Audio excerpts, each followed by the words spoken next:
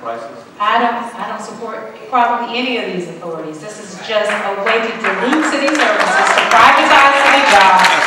Us unions, Ms. House takes credit for having brought the Public Lighting Authority to us. I don't know if that's in fact a true statement. I heard that it's not true, but I don't know why she would take credit for it. The Public Lighting Authority is not here to turn your streetlights on, everybody. Neither is the emergency manager.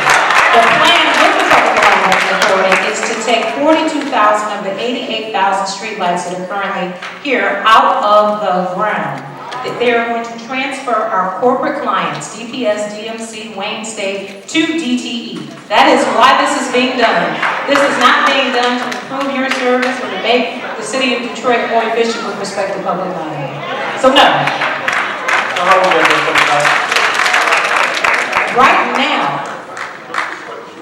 Right now, 85% of our streetlights could have been turned on with less than a $2 million investment.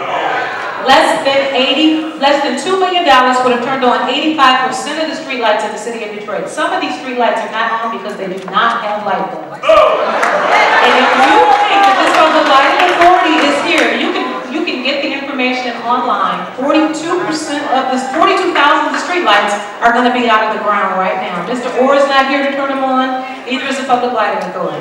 In fact, they repossessed the streetlights in Highland Park while they had it yet. Thank you. Okay, Tom Darrow. Wait just a second. Wait. Hold it. Why don't you come back to me? Tom Darrow. If you can do it within 60 seconds. What's the threat? What does it mean if the state takes over the Detroit pension system? You know, I had a meeting with Andy Dillon. Joanne Watson brought me to a meeting with Andy. 60 seconds. And I made it crystal clear in that meeting, not only was this whole financial thing to try, but the whole thing that they really want is the pension fund. That's what they want. They want to be able to, when we were in the credit default swap market in the pension fund, we lost $100 million. We should never have been in there. They took down the whole country. Derivatives market, we were in that. We took a $30 million hit there. The pension fund now should be in the stock market, which is where it should be, which is making massive. Tom Darrow, tell me why we do not want the state's hands on because the state can't run it. Their MERS doesn't make nearly the return that we make on the Detroit pension. That's the reality of it. The state handles MERS, the Michigan Employee Retirement System, and they don't get the same return. So that's why we don't want the state to do it. Follow-up question. Should there also be a concern about who will get loans from that money as opposed to who will be locked out for getting loans from that money? Absolutely. We make investments in things that are crazy with people's pension money. We should never be involved in speculating like that. And we lose massive, hundreds of millions of dollars in just crazy things that pension funds are involved in. Yes, we have to control who we make these loans to. You know, small business people don't require a lot of money. So $5,000 for somebody just gets started, that's a huge sum. You know, and so we don't have that access to that kind of capital. So no, we should not be investing in these speculative things with people's pension money. We should be investing in the stock market where we're getting huge returns. We're a defined benefit plan, which means we have a lot of latitude to be able to make very wise investments on things that have good returns. But I really would like to have a public safety question. You know, everybody had a public safety question.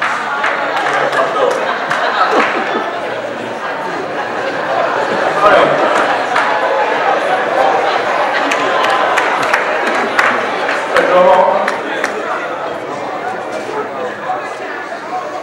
Public-private partnership means different things to different people, and the city of Detroit means different things. What is your definition of a public-private sector partnership under the whole administration?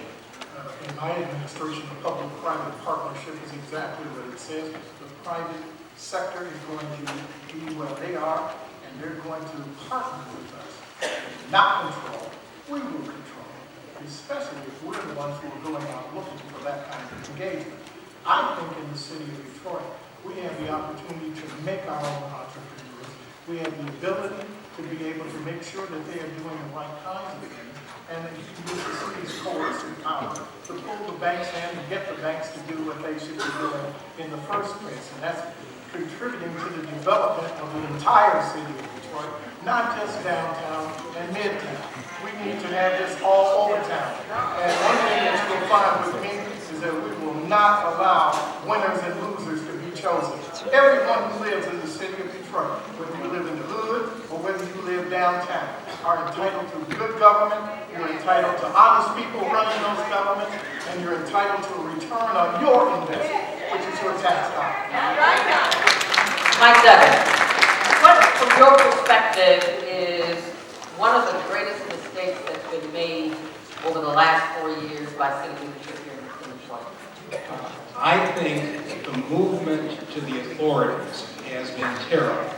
We took a health department and moved it over to a private sector. And when I sit now with the people who are doing substance abuse, all the providers, they tell me since it's been moved over, the amount of money they have to deliver service to our residents has been cut because it's being kept by the central authority.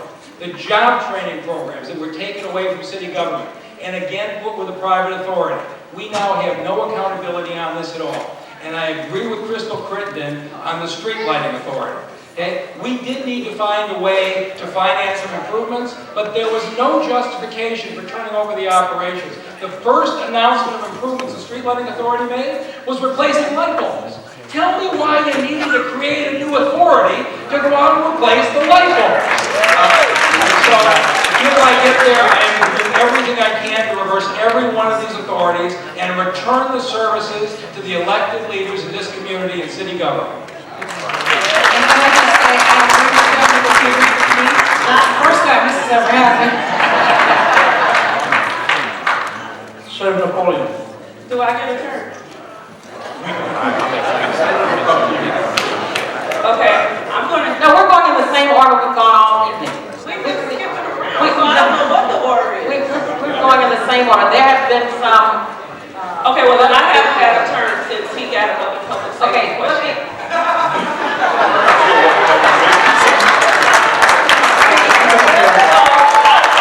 If there's not a question, then I would like to respond to a couple of things that were stated. Okay, can we do that? All right. No, here's the problem. Here's the problem.